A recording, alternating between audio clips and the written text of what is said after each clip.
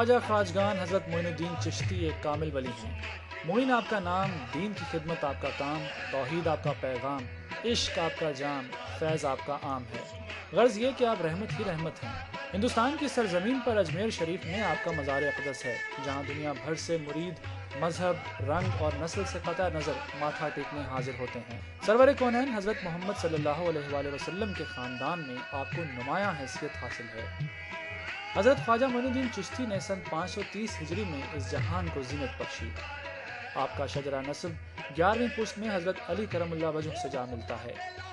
خواجہ غریب نواز کے والد ماجد کا نام خواجہ غیاث الدین ہے۔ آپ کی والدہ ماجدہ کا نام بی بی ام الورا ہے، جبکہ اس حوالے سے ایک اور روایت کے مطابق آپ کی والدہ ماجدہ کا نام ماہنور ہے۔ حضرت خواجہ غریب نواز کے 2 حقیقی بھائی تھے۔ حضرت خواجہ غریب نواز کا نام معین الدین رکھا گیا، جبکہ بعض تذکرہ نویسوں کے خیال میں آپ کا نام معین الدین حسن ہے اور آپ کے والدین آپ کو حسن کہہ کر پکارتے تھے۔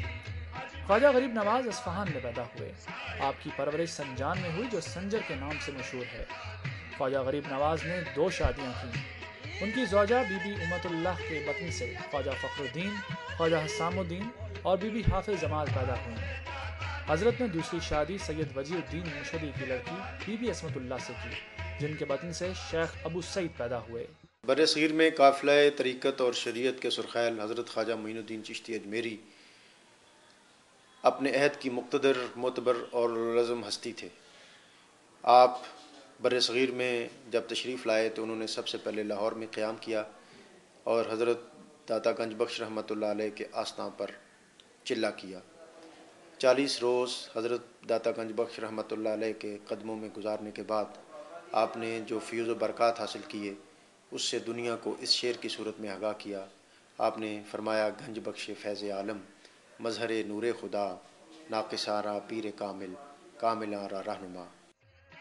حضرت خواجہ معین الدین چشتی اللہ کے برگزیدہ ترین بزرگوں میں سے تھے، اور اسی بنا پر آپ کو ہند النبی، عطا رسول، خواجہ اجمیر، خواجہ بزرگ، ہند الولی، غریب نواز، نائب رسول فی الہند جیسے خطابات عطا ہوئے، اور ایک عالم نے آپ کے در سے من کی مرادیں پائیں۔ بچپن سے ہی خواجہ معین الدین پر اللہ کی خاص نظر کرم تھی۔ آپ ہم عمر بچوں کو گھر بلاتے اور کھانا کھلا کر خوش ہوتے ہیں۔ ایک مرتبہ عید پر آپ نے ایک اندھے بچے کو پھٹے پرانے کپڑے پہنے دیکھا تو اپنے کپڑے اس کو دے دیے اور عید گاہ تک ساتھ لے گئے۔ خواجہ غریب نواز کی پرورش خراسان میں ہوئی۔ ابتدائی تعلیم گھر پر والد ماجد سے ہوئی۔ 9 سال کی عمر میں آپ نے قرآن شریف حفظ کر لیا اور پھر سنجر کے ایک مکتب سے تفسیر، حدیث اور فقہ کی تعلیم حاصل کی۔ ابھی آپ 15 برس کے بھی نہ تھے کہ والد کے سایہ سے محروم ہو گئے۔ حضرت ابراہیم قندوزی سے آپ کی ملاقات کایا پلٹ ثابت ہوئی۔ خواجہ غریب نواز ترکے میں ملنے والے باغ کو پانی دے رہے تھے کہ ایک مجذوب وہاں تشریف لائے۔ یہ مجذوب حضرت ابراہیم قندوزی تھے، جو یہ جان گئے تھے کہ آج باغ کو پانی لگانے والا لڑکا دنیا کے باغ کو سیراب کرے گا، لوگوں کی روحانی پیاس بجھائے گا، ہزاروں کو حیات جاودان کا ساغر پلائے گا۔ جو اس کے ہاتھ سے جام پیے گا وہ عشق الہی میں سرشار ہو جائے گا۔ حضرت ابراہیم قندوزی نے آپ کی آنکھ سے دنیا کے حجابات اٹھا دیے اور آپ کا دل دنیا کی محبت سے یکسر خالی ہو گیا۔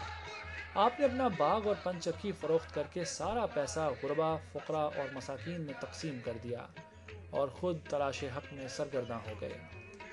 خواجہ غریب نواز نے قرآن شریف کے فرمان پر عمل کرتے ہوئے مسافرت کی زحمت اختیار فرمائی۔ سب سے پہلے آپ خراسان میں رونق افروز ہوئے، بعد ازاں سمرقند اور بخارا میں علوم ظاہری کی تکمیل میں مشغول رہے۔ مولانا حسام الدین بخاری اور مولانا شرف الدین جیسی ہستیوں سے علم حاصل کیا اور عراق تشریف لے گئے۔ عراق سے عرب اور پھر ہارون پہنچے۔ بعد ازاں بغداد میں رونق افروز ہوئے، یہاں سے شام اور کرمان کا سفر کیا۔ اس دوران آپ لاہور بھی تشریف لائے اور حضرت داتا گنج بخش کے مزار پر اعتکاف کیا۔ حضرت خواجہ معین الدین چشتی اجمیری رحمۃ اللہ علیہ آپ بر صغیر میں سلسلہ چشتیہ کے بانی ہیں۔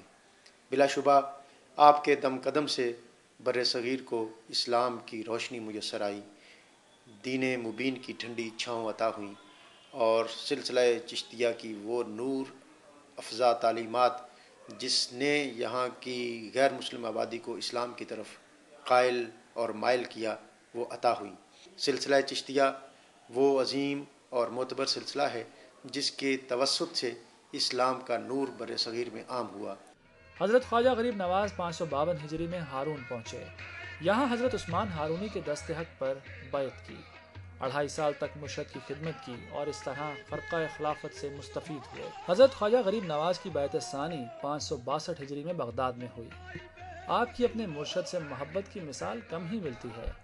آپ کم و بیش 20 سال تک اپنے مرشد حضرت عثمان ہارونی کے ساتھ محو سفر و سیاحت رہے۔ اس دوران آپ حرمین شریفین، فالوجہ، بخارا، اوش، بدخشاں، سیوستان اور دمشق سے ہوتے ہوئے واپس بغداد آئے۔ آپ ہمہ وقت پیر و مرشد کی خدمت میں مشغول رہتے، مرشد کا جامع خواب اور توشہ سر پر اٹھائے ساتھ ساتھ ہم رکاب رہتے۔ آخرکار خواجہ غریب نواز بغداد سے رخصت ہوئے۔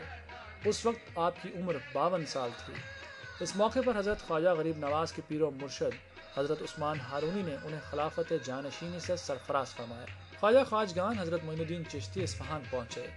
یہاں انہوں نے حضرت قطب الدین بختیار کاکی کو مریدی کے شرف سے نوازا۔ خواجہ غریب نواز اور حضرت قطب صاحب سن 583 ہجری میں مکہ معظمہ پہنچے اور کعبہ کی زیارت سے مشرف ہوئے۔ مسجد قباء میں آپ کو بشارت ہوئی اور سرزمین ہند پر اجمیر میں رونق افروز ہونے کا حکم ملا۔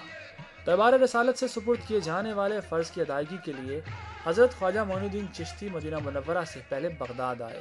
یہاں سن 585 ہجری میں خواجہ ابو الحیث سمرقندی کی مسجد میں حضرت قطب الدین بختیار کاکی کو بیعت خلافت سے مشرف فرمایا۔ خواجہ غریب نواز سن 586 ہجری میں اجمیر پہنچے، مگر اس وقت کے راجہ پرتھوی راج نے ان کی اسلام قبول کرنے کی دعوت ٹھکرا دی اور ان کو اجمیر سے چلے جانے کا کہلا بھیجا۔ خواجہ غریب نواز نے جواب میں کہا کہ ہم تو جاتے ہیں مگر تم کو نکالنے والا شہاب الدین غوری بھی ان قریب آتا ہے۔ اجمیر سے حضرت خواجہ غریب نواز اوش میں رونق افروز ہوئے۔ سن 588 ہجری میں آپ اوش سے غزنین تشریف لے گئے۔ یہاں سے شہاب الدین غوری کے لشکر کے ساتھ پشاور تک تشریف لائے۔ غوری کا لشکر ملتان روانہ ہوا مگر آپ لاہور اور پھر دہلی میں رونق افروز ہوئے۔ دہلی سے خواجہ غریب نواز اجمیر تشریف لے گئے۔ جس آدمی میں اللہ پاک نے یہ کشش رکھی ہوتی ہے، جس نے 90 لاکھ انسانوں کو مسلمان کر دیا، نظر سے دیکھا اور کلمہ پڑھوا دیا، لا الہ الا اللہ محمد رسول اللہ، ایسے لوگ جو دنیا میں آتے ہیں وہ اللہ کی طرف سے ماشاءاللہ ان کے دین کے سفیر ہوتے ہیں، خدا کے فضل و کرم سے اسلام کے سفیر ہوتے ہیں۔ اللہ پاک نے ان کو خاص خوبیوں کے ساتھ دنیا میں بھیجا ہوتا ہے۔ اجمیر میں سلطان شہاب الدین غوری کی درخواست پر خواجہ غریب نواز نے اس کو اپنا مرید بنایا۔ خواجہ غریب نواز سے اپنے مرشد کی جدائی برداشت نہ ہوتی تھی، لہٰذا انہوں نے سن 598 ہجری میں ایک مرتبہ پھر سفر کیا اور بغداد چلے گئے۔ کچھ عرصہ قیام کے بعد آپ دوبارہ اجمیر جانے کے لیے روانہ ہوئے۔ مختلف پڑاؤ کرتے ہوئے آپ تیسری مرتبہ اجمیر تشریف لائے۔ کچھ عرصہ قیام فرمانے کے بعد آپ خراسان تشریف لے گئے۔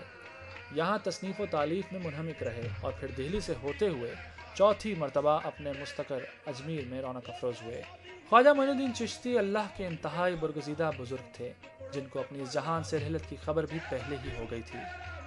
6 رجب 627 ہجری بمطابق 21 مئی 1229 دوشنبہ کے دن عشاء کی نماز کے بعد آپ اپنے ہجرہ میں گئے اور تمام رات عبادت میں مشغول رہے۔